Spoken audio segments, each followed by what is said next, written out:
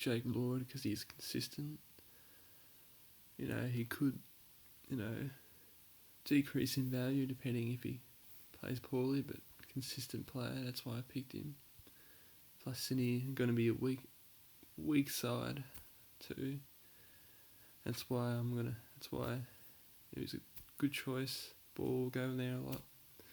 In Sydney's defence a lot. That's why I picked him. Laird, picked him because he's can play versatile. He can play defence and midfield, and seems pretty popular. Which there's a reason for it. Also, Adelaide are bad and give me a bad team this year, and he's clearly going to be one of their better players. So, they're going to pass the ball to him a lot. As for Ridley, good player, probably one of the best player last season. One of Ball's probably going to go in there a lot too. Yeah, seems to be performing well at the moment. Performed well in the pre-season match against Geelong. Caleb Daniel, again, he performed well in the pre-season match. Consistent player. Probably one of the most consistent players in the game.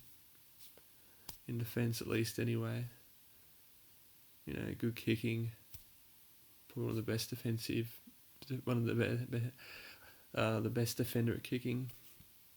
Jordan Clark can potentially make a lot of money with this player. Cheap, performed well in the Marsh series.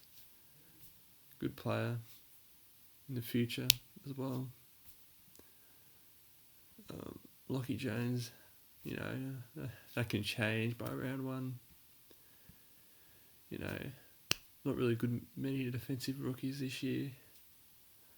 So who knows how that can turn out, and needs a bench as well.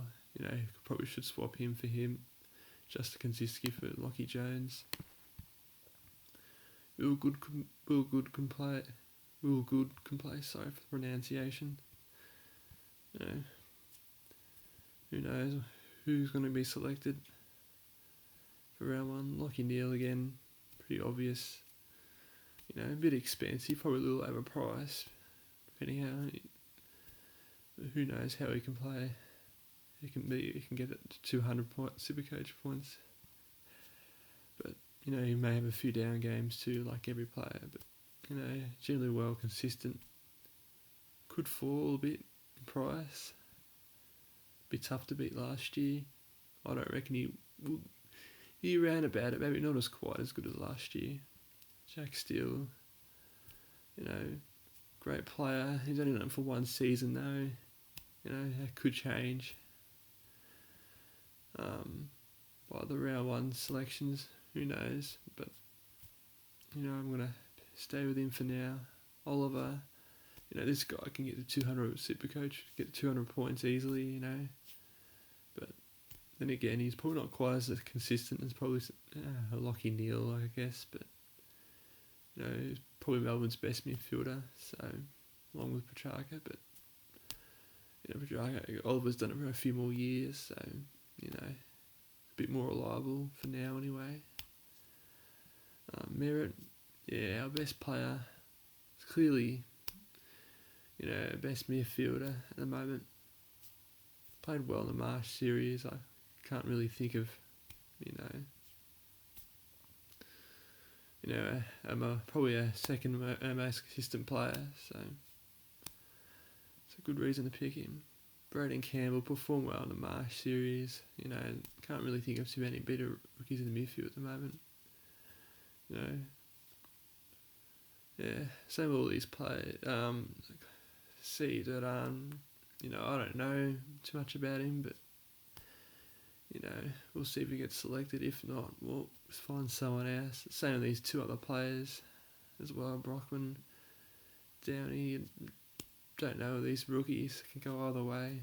If they get selected, that'd be great. If you can make a couple $100,000 off them, that'd be perfect. That's what you want. Same with all these here, McRae, Allen, and Davies. These can all make money, but don't know if they'll be selected. Job security just isn't there, these players.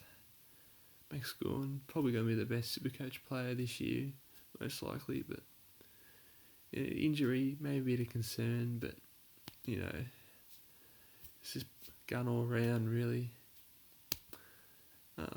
Grundy, bit down last year, but still solid. Pick him, but it's probably either him and Grundy, probably the best two. There are other options, but Goldstein's getting too old. Nat Nui's injury, isn't not as consistent, I'd say. And it's pretty much about it with the ruckman. Could pick Draper, but he's only played like half a season, so we'll see for now. Martin, well, picked him over Dangerfield because he's a bit cheaper, and Dangerfield's injury is a bit, shaky. He's getting old too. He's a bit older than Martin, so it's a bit of a 50-50 call. Maybe wait for Dangerfield's price to drop. And Cardwell, well, performed well on the weekend. Still not too sure if I should select him, but I've got him in the team for now. That could change. Zach Zeeble performed well on the weekend. Pick him, I guess. Cheap. Could go up in value a bit, price a little. There's not too much other options, but, same with Danaher. Injury is another problem with him, but, could potentially get up to 400k again. Can get over 100 quite regularly. He kicks a bag. Can take a lot of good contested marks. Athletic, but injury and disappointing. Might probably get rid of him, to be honest. Hasn't really had any big scores, but you never know. He's a couple of seasons now. Could be his breakout year if he's selected. Waterman didn't really play that much at all in that game against Geelong. So we'll see if he gets selected round one. At the moment, that's just picking him for now, but he'll probably get swapped out before the first bounce. And these two don't know much about. See if they get selected, will probably change by round one.